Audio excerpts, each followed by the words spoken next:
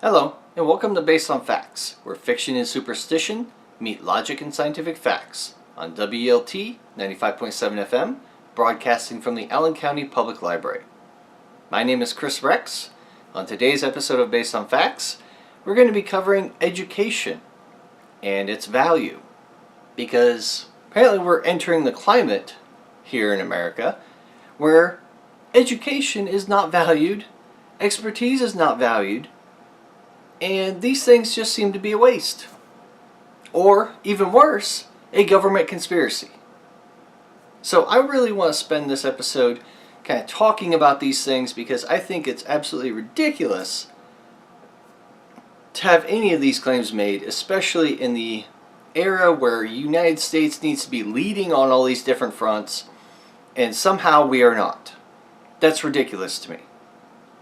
I feel like the only way that we can gain the upper hand in various fronts in the world is to educate our populace and to raise the bar. Unfortunately, that doesn't seem to be the shared sentiment amongst all of our population. And I would really like to change that. That's why I'm so involved with education myself. Why I teach high school, why I teach college, why I go out and do educational presentations about something as hated as snakes. I love doing these things. I'm so passionate about it. I love informing people of things and trying to correct misconceptions and counter all this misinformation that's being spread through the interwebs, namely through the internet and various sources on there. I just feel like it really deprives people of the ability to adequately understand the world that we live in and how everything connects together in one convenient, very nicely placed web. And that is the web of life. If there was ever one thing that I would not want to have happen, it is to have people that are less educated. And yet somehow there are a number of different initiatives that are being utilized right now that directly attack education from one way or another.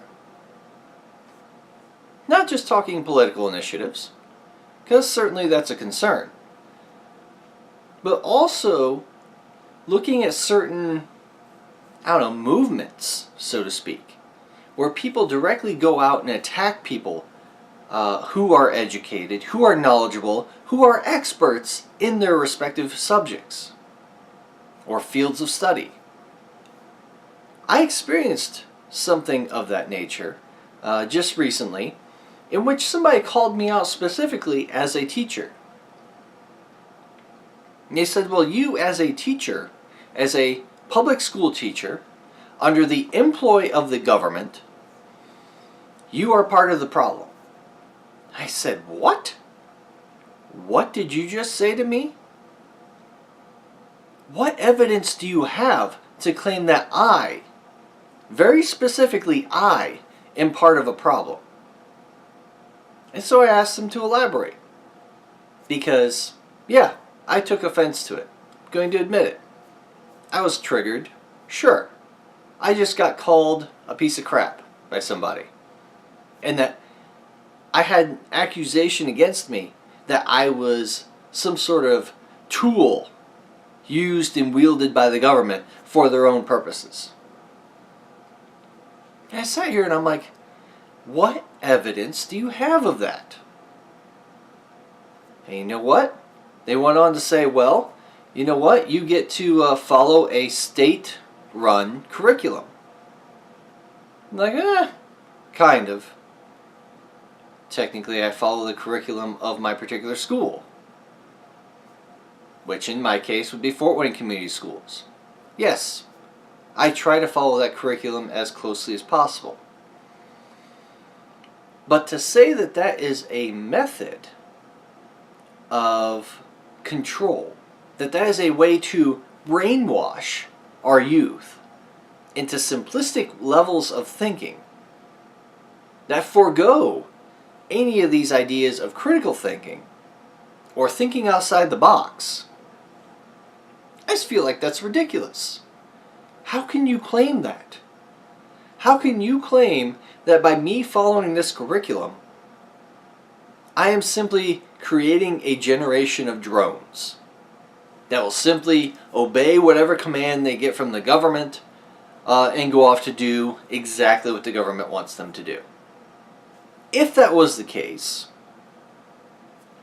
we would actually see a surge in religious connotations, in religious beliefs. Why? Because a number of government officials want that to happen, including our ex-governor and now vice president, Mike Pence. He would love to see new generations of Christian followers and believers. That's what he wants to go for. He doesn't want people who are able to think independently, who are able to think critically, because those people have questions. And they end up having questions that are unanswerable to people of religious faith. That's where I start to have issue with things. Is when facing that reality, you realize that the statement that, oh, well, I work for the government, so obviously I am trying to create a generation of drones, is ridiculous. That statement is ridiculous. There is no evidence to support that at all. But then he continues. This particular person continues to try to accuse me of dumbing down society, dumbing down the future generation by not only following a state-run curriculum, but by then trying to prepare students adequately for standardized tests. Because then he's like, well, all you do is teach to the test. I sit here and I look at him like, what are you talking about? How do I teach to the test? I don't know what's on the test before the test comes. I have a very vague idea. It's going to be about biology, a little bit, and a lot of it about math. And it's going to be based on these little cheat sheets that give you an idea of the sorts of equations that they're going to rely upon. That's about it. That is literally all the information I am given. I'm not given the test beforehand. Are you crazy? That's insane. Who would think that? Who in their right mind would think that I would get the test beforehand, before the students do, so that I can give them questions from the test, or at least tailor their instruction so specifically, such as to prepare them for the questions that they would see on the test? Who in their right mind would think that? It doesn't make any sense on any level. And so I'm left here bewildered. How can you think that? Especially when you've never stepped foot in my classroom, you have no idea how Fort Wayne Community Schools works. How can you assert these things? That is astronomical to me. I can't even fathom how somebody can have that much gall to sit here and assert all of these things. And you know what was amazing? That by the end of it, we were able to see, oh yeah, look at that. You don't have a clue what goes on in my classroom. You don't have a clue how much of my job is dependent upon the performance of my students on standardized tests. Which is to say, minimal. I'm sorry, but it's minimal. Most of my performance rating is based on my performance, not standardized tests. I would not sacrifice everything that I have to try to increase the performance of my students on standardized tests. I just make it my overall goal to try to teach them as well as I can in the time that I have them and go from there. And you know what? I feel like I've done the best I can. If I truly put forth my maximum effort in trying to make sure that my students understand the material as well as they can before moving on, I feel like I've done my part to contribute to their future success on those standardized tests. I don't really care about how I'm evaluated on their performance. So I was thinking the last time I looked at it, it was like 10 or 15% of my performance rating is based on their performance on the test. I'm sorry. Honestly, I don't care. I don't care about their performance.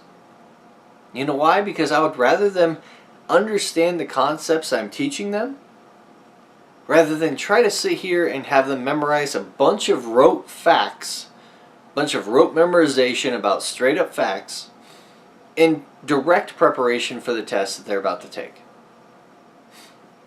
Not to mention that doesn't exactly work out for a lot of my students anyway because of my particular situation.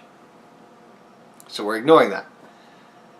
What I would like to cover, however, is this notion that somehow, by me trying to prepare students for the test as well as I can, having them understand the concepts in biology and math as well as they can, that somehow I am doing society a disservice. Are you kidding me right now? Once again, have you been in my classroom? Do you understand what I put my students through? Do you understand what I do in the classroom to try to take my students to the next level? Try to have them critically think and evaluate what they're doing so that they are better prepared, not only for those questions on the test, but also for later on in life, actually getting into a career or job of some kind. It's unbelievable to me. If some stranger off the street could come up to me and feel like they have the nerve to make all these accusations at me, as if because I'm on the government's paycheck, I am somehow under the government's jurisdiction, and that because I'm under the government's jurisdiction,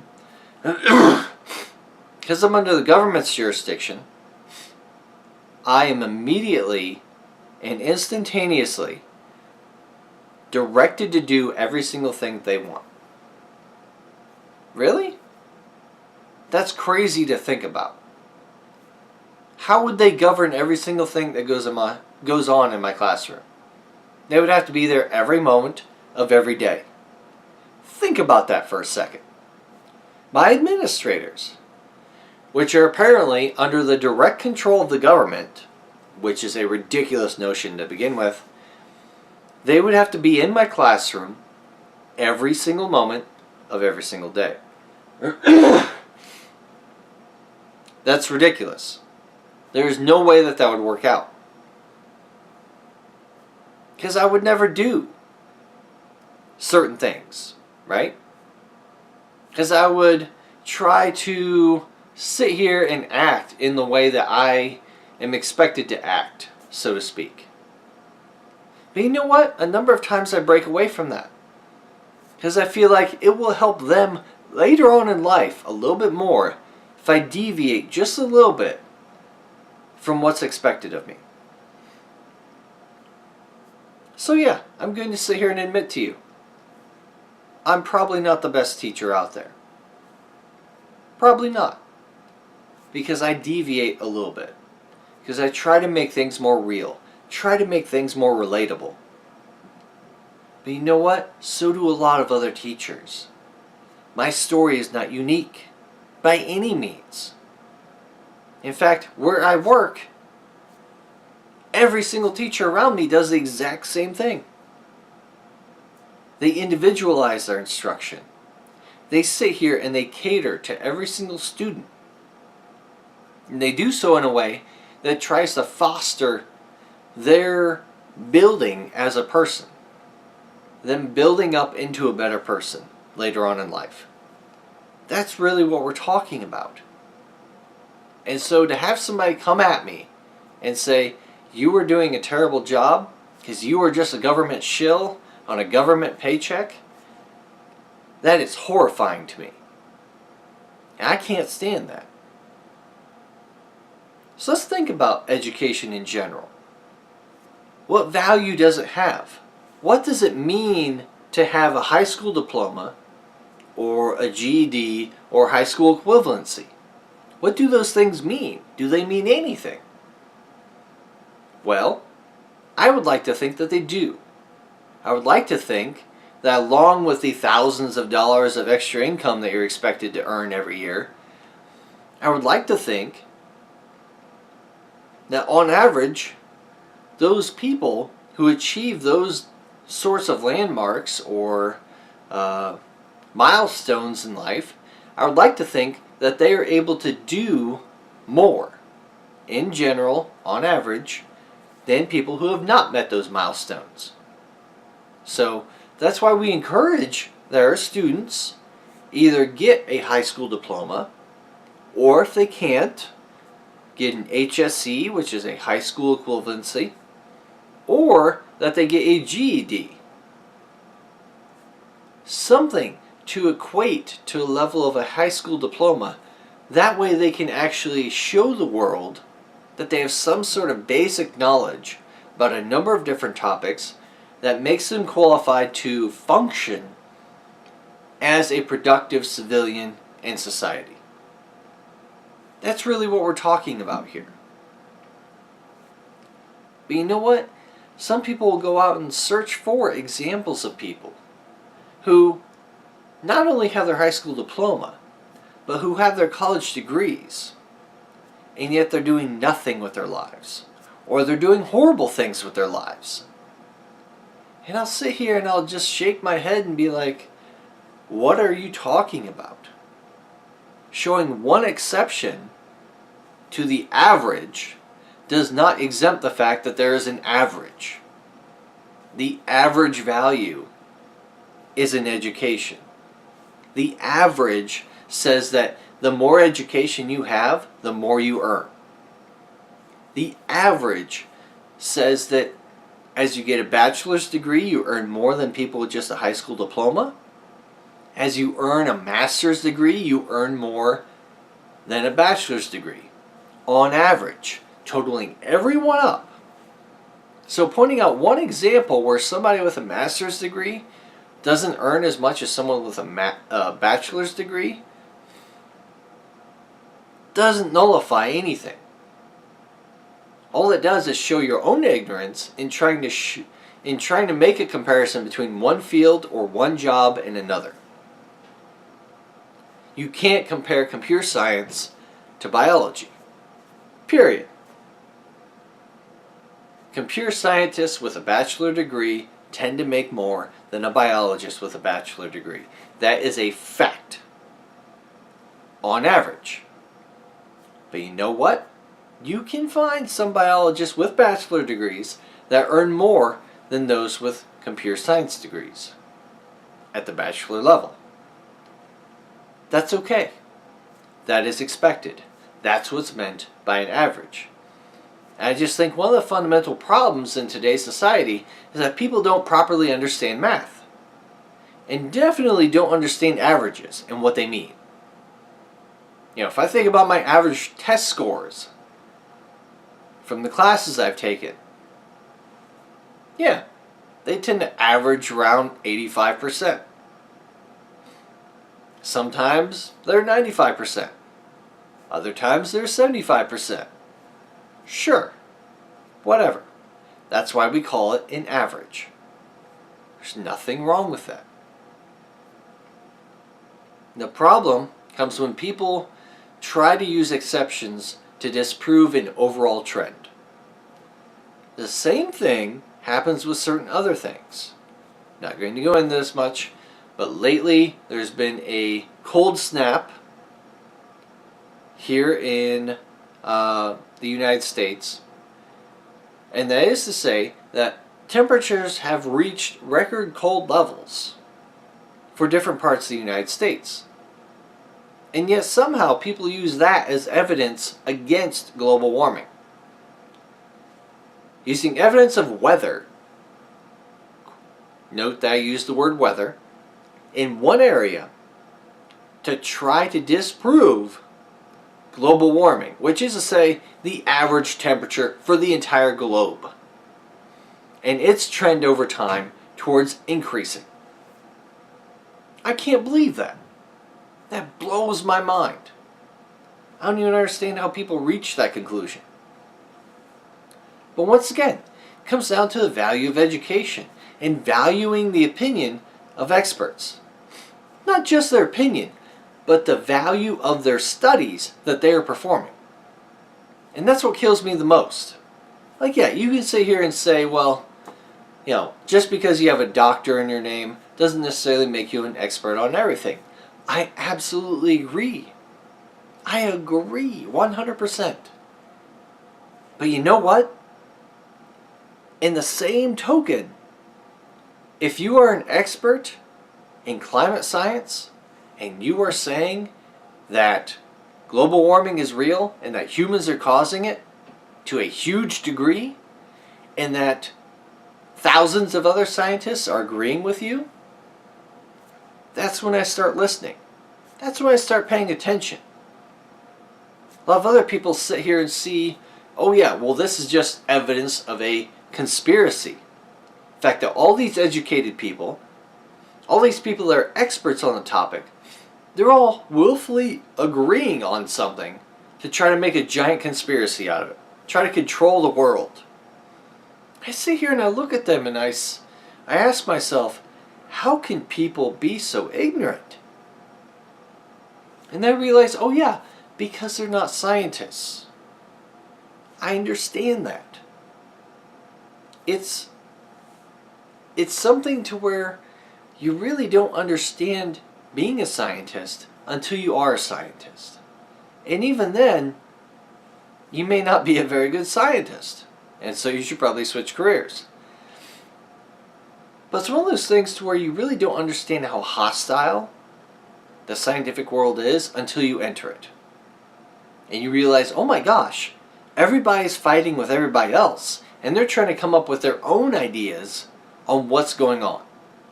They're trying to disprove everyone else's ideas. Because you know what? Scientists like to be right. They love to be right. They love to try to disprove every other person in the room. And be like, you know what? I got the right idea. Right here. I know what's going on. The rest of you fools are all wrong. That's one of those things that really helps give some rigidity, some real sort of, some backing to the idea that when we have 97% of climate scientists agreeing on a particular topic, such as global climate change as exacerbated by humans, resulting in global warming, that really provides enough proof and enough evidence to sit here and say, you know what? We're making a difference. We really are changing the carbon cycle of this planet by releasing more carbon dioxide into the air than we're allowing to take back into the atmosphere, or take back into the to the plants and everything from the atmosphere. So that's really pretty important. Recognizing not only what we can explain, but what we can't explain. We can explain almost every single input into global warming. What we can't explain is exactly how everything from humans translates into global warming effects. We can sit here and we can say, well, we're missing 4% of what's been happening as far as global warming is concerned.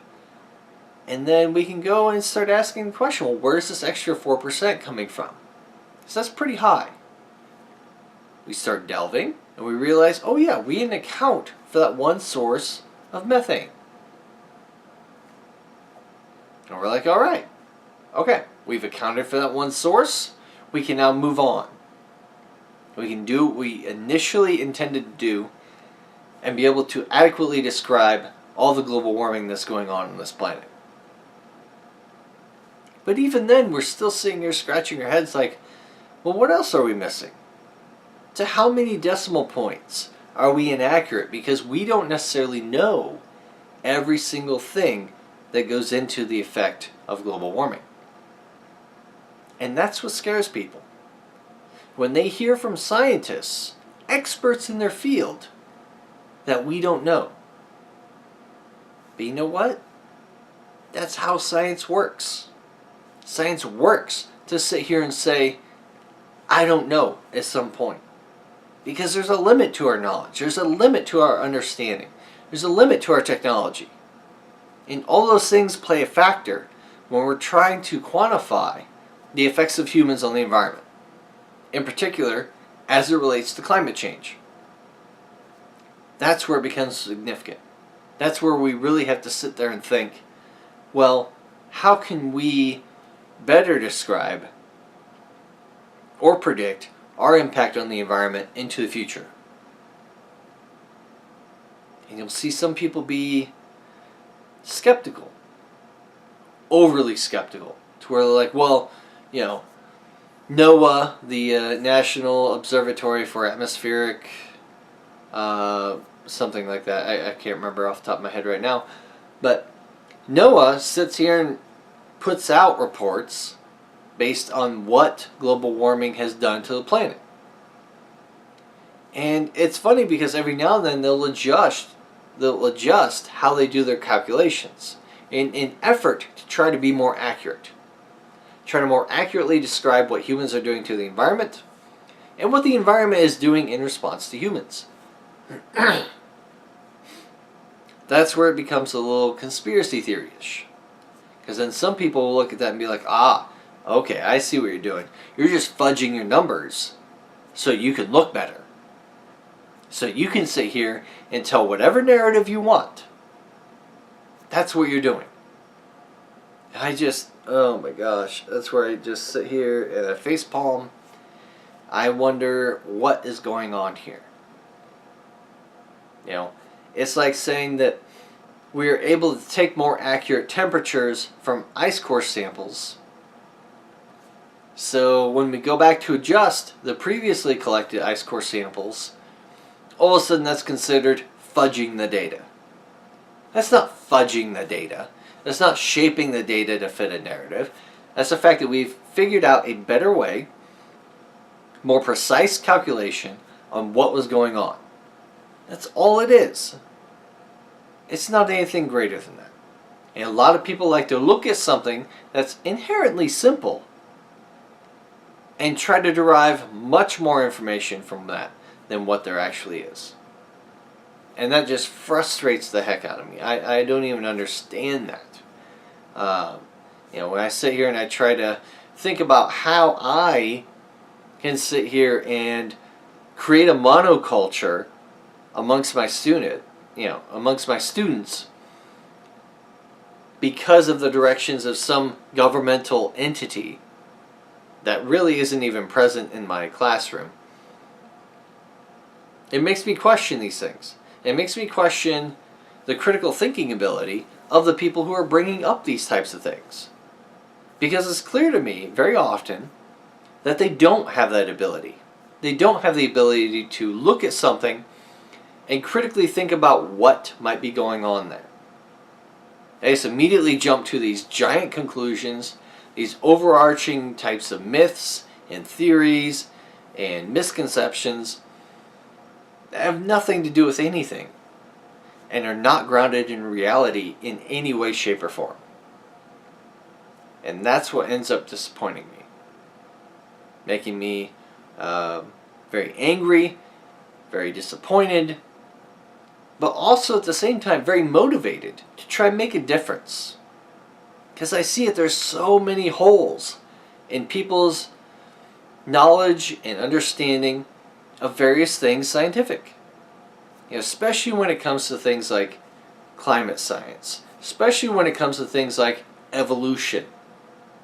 And even when it comes to things like basic physics. If you want to consider something like the Flat Earth movement.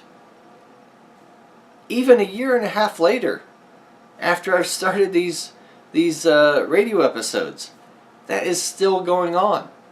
I thought that thing would die out a long time ago. That's because apparently people have to build rockets to try to propel themselves into space in an effort to prove that the Earth is indeed round.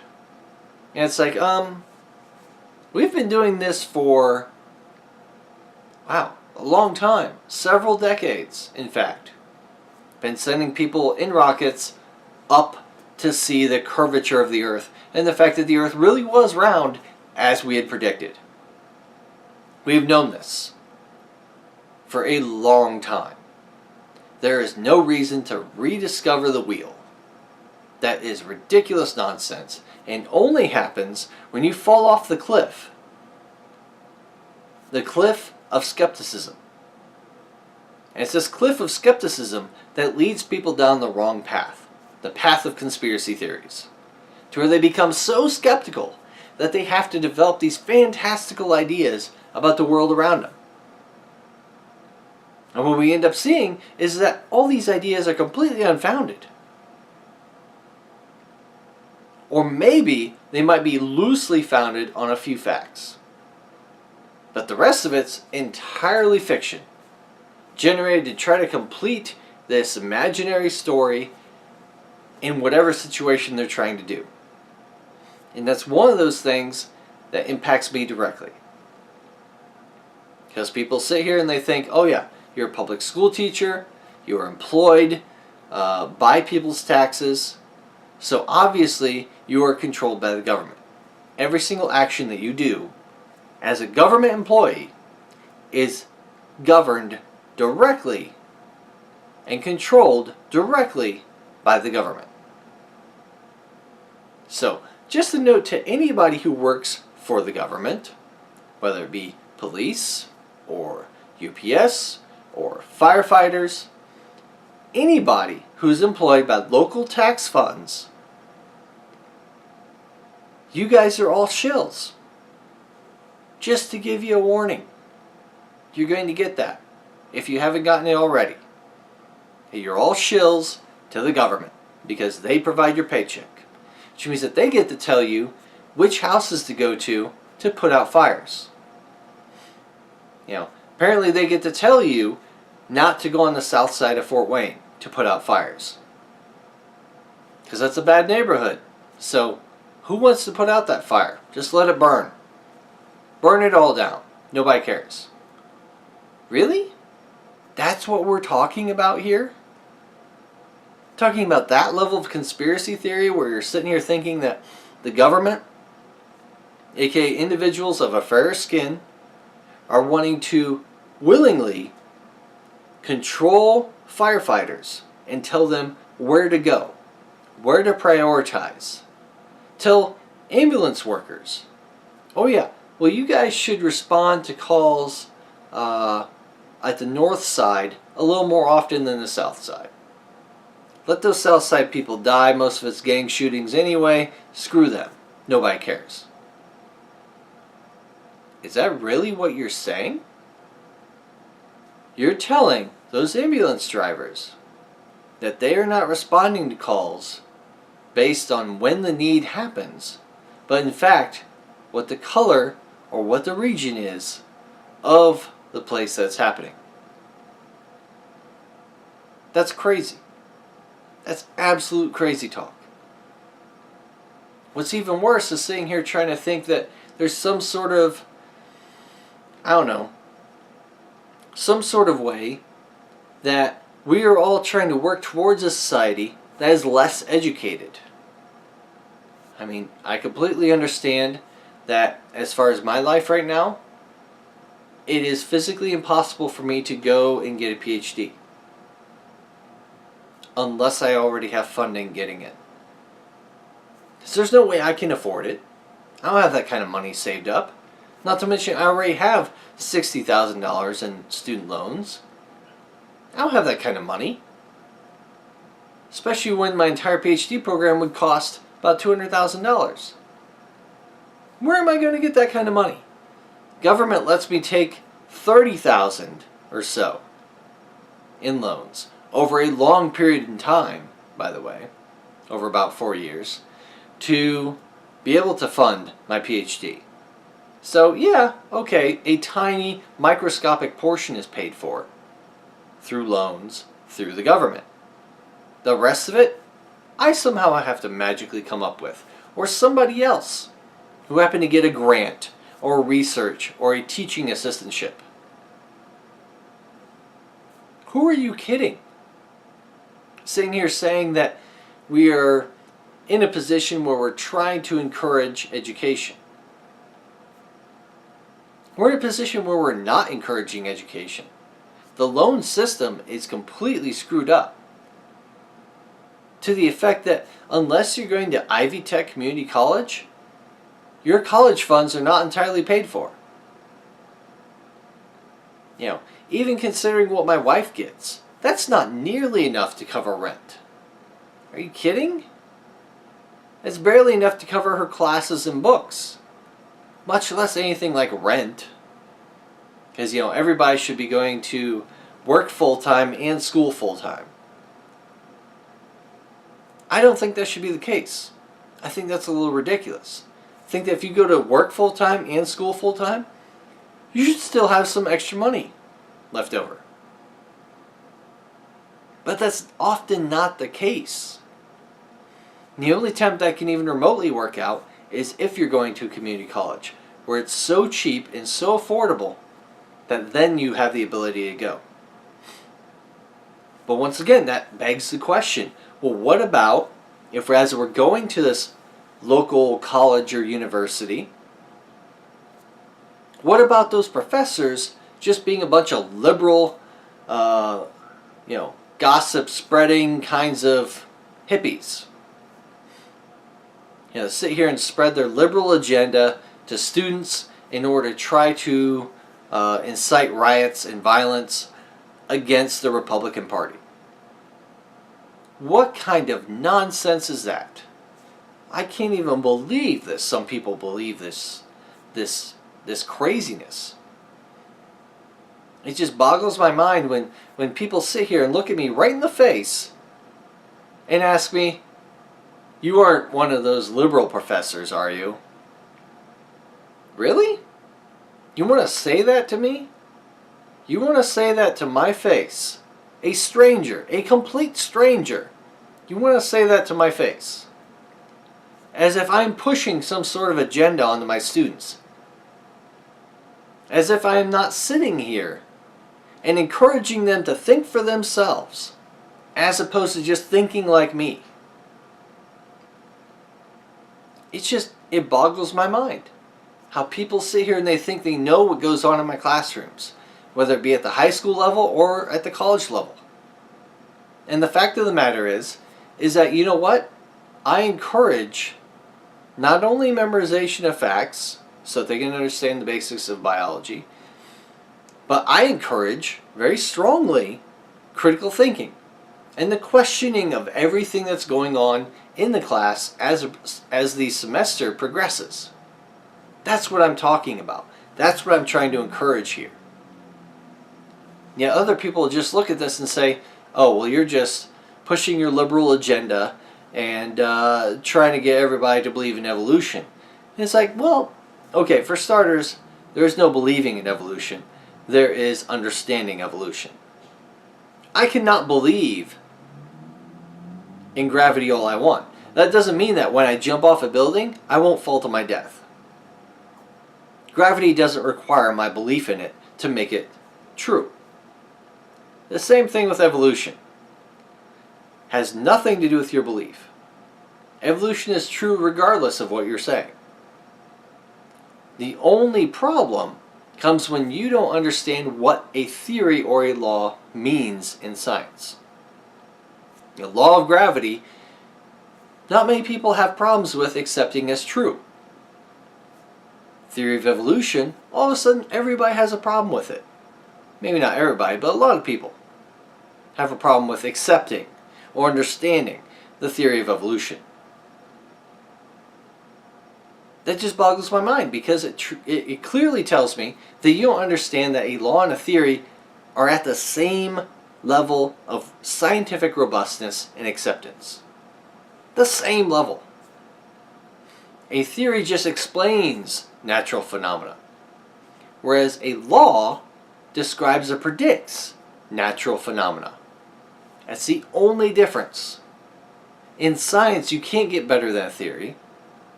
In science, you can't get better than a law. So it's crazy to think that some people look at these things as a reduced kind of value, or in a very, I don't know, derogatory kind of way, and think, oh, well, you believe in a theory? Well, it's just a theory. That's not how this works. Not at all. It's like me going up to a car mechanic and being like, you just believe in this theory of how a car engine works. No, it's not a theory. It's pretty factual. It's based on very well understood principles in chemistry and physics. That's what governs how an engine works. Chemistry and physics. That's all we're talking about here. We're talking about experts being able to talk as if they're experts, and other people being able to heed their knowledge and their beliefs as something that's worth listening to. Because so often nowadays we're finding this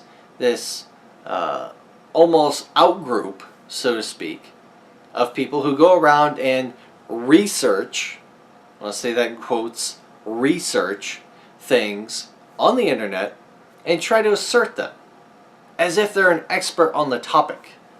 And I'm sorry, but doing a Google search or two, or even reading a number of textbooks or literature books, none of that qualifies you as much as someone who actually has a degree in the field. That's not to say that people with degrees in the field cannot be proven wrong. They can. However, most often it is by other people with degrees in the field. It is only very rarely that people without a degree in the field can truly show up someone who does have a degree in the field. It's very, very rare. In fact, so rare that I have never had anyone outmatch me as far as my knowledge of snakes and venom. Never. Especially somebody who didn't have a biology degree, and especially a zoology degree, and especially a master's in biology. It has never happened to me. Once again, that doesn't mean much because it's a single anecdote, but it still does kind of underlie the point that in order to be able to try to, learn from our mistakes and move forward in a progressive fashion, we have to rely upon experts and their expert opinions. And we simply cannot do that, or we're sitting here busy finagling around saying, oh yeah, well, we can't trust your opinion because of X, Y, and Z. And especially if X, Y, and Z has nothing to do with anything, that's a problem. I've heard excuses like, oh yeah, well, we can't trust your opinion because you're a government employee. Well, that's garbage. I do what I do in the best way that I seem or deem possible. It has nothing to do with anything. So X doesn't matter. And then Y. I've even heard this excuse. Well, you don't know what you're talking about because you are whatever. Because I am a white male, maybe because somebody is black, maybe because somebody is female. I don't know. But I've heard that excuse used. That people cannot understand the topic because of some stereotypical racist or sexist or whateverist remark. And that's ridiculous. One of the biggest isms that I'm against is ageism. That is to say, that I feel like some of the most important input that I've received on my research, on others' research, on how to interpret and explain basic fundamental concepts, I feel like some of the most important things have come from children. And yet too often we dismiss kids in this country. Because it's like, oh, well, you're only 10 years old, whatever, you don't know anywhere near as me, I'm 30 years old, so I'm 3 times your age, whatever, shut up, and just keep your ideas to yourself. That's ridiculous. I hate that mentality. I've always hated that mentality. At the age of 10, I was more intelligent than half the adults around me, and definitely most of the kids around me. I could not stand being dismissed. That was ridiculous. And you know what? I feel the same way now. That I would never dismiss something that a kid said, just for the sake that they're a kid. I try to pay attention to and listen to, actively, every single thing that every single person says, regardless of their age, of their gender, of their sex, of their race, of their ethnicity, whatever. All of that. I don't care. What I care about is what's coming out of your mouth. If it's nonsense, I'll ignore it. If it's productive, I'll pay attention. Nothing matters to me. I feel like that's something that's really been lost on this culture. And one of those things that can actually be used against us. Because we get this idea that somehow age equates to wisdom, which equates to greater knowledge and understanding of the world. There is a very, very, very, very loose correlation between those factors. That does not mean a direct relationship, and that does not mean that a 90-year-old person has a better idea of biology than I do.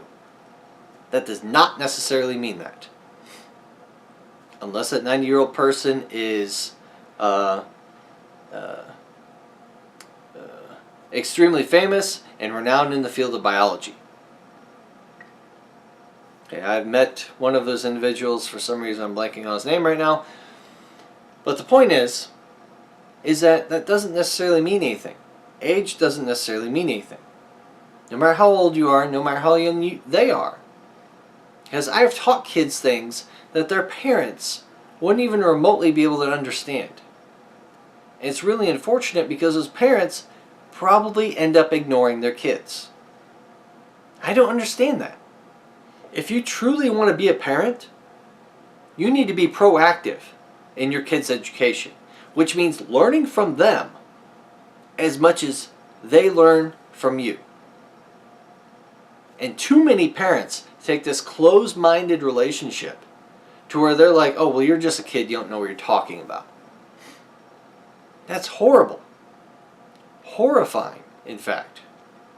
Try to sit here and think that you know more than your kids at any point in time.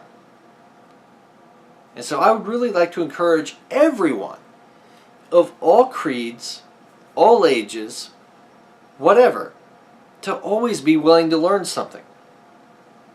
Because there really is a true value in education.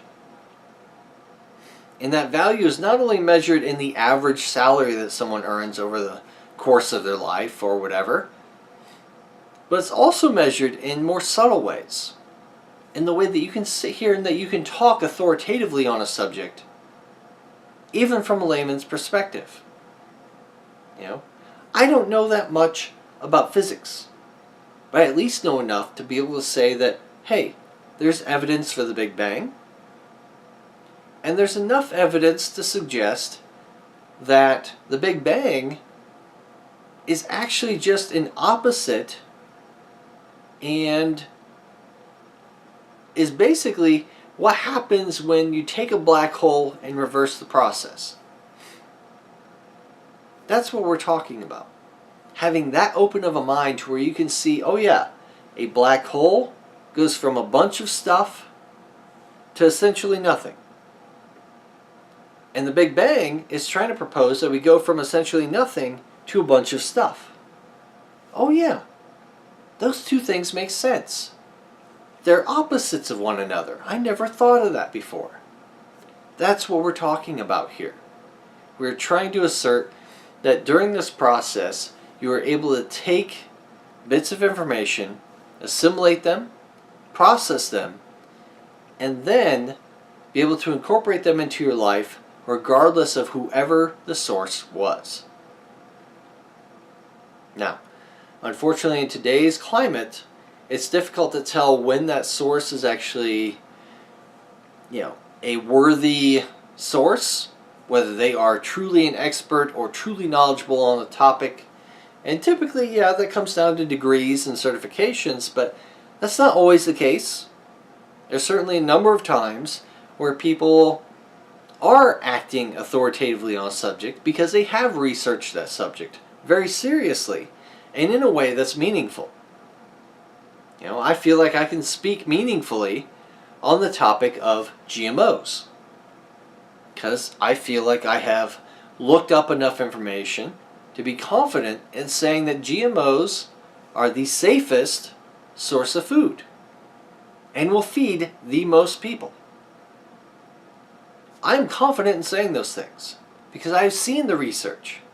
I've looked at the primary source papers in peer-reviewed journal articles. I've looked at all that. And I've seen that exact trend. And I can cite my sources whenever I make these claims to anyone.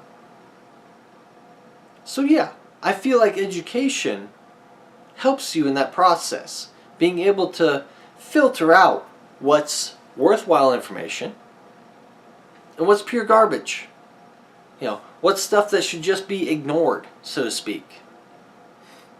That's pretty important, I think. I think that's something that's being lost upon the future generation because they're being exposed to a generation of parents that either dismiss their child's views entirely or they try to sit here and say, well, you can just look it up on Google and become an expert. You don't need education. And that's ridiculous to think about. Absolutely ridiculous. There's no way that Google can teach you to be an expert in snake venom. You have to go through and do it yourself. You have to go through the process, get your master's, go on eventually to get your doctorate, and do the research. And then you might be able to call yourself an expert of snake venom. Until then, don't try to talk to me about snake venom. Don't try to tell me what goes on in my classrooms when you have never stepped foot in them. Because I teach the way that I teach, when I teach it, and how I teach it. So don't try to tell me that I'm teaching a certain way when you have no idea. And when, honestly, you are doing the world a disservice by spreading this misinformation. And trying to, in the process, promote this other brand of education from Ron Paul.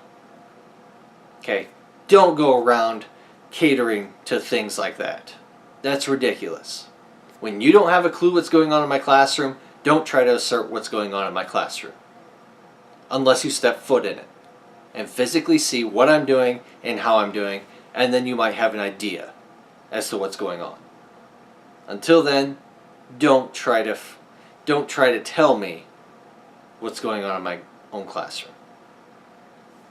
So with that, I'm going to go ahead and call it a day on this episode of Based on Facts. Thank you so much for joining me. You can catch Based on Facts on Facebook and YouTube if you would like by searching for Based on Facts in the search bar. Otherwise, have a great one and join us next week. Thank you.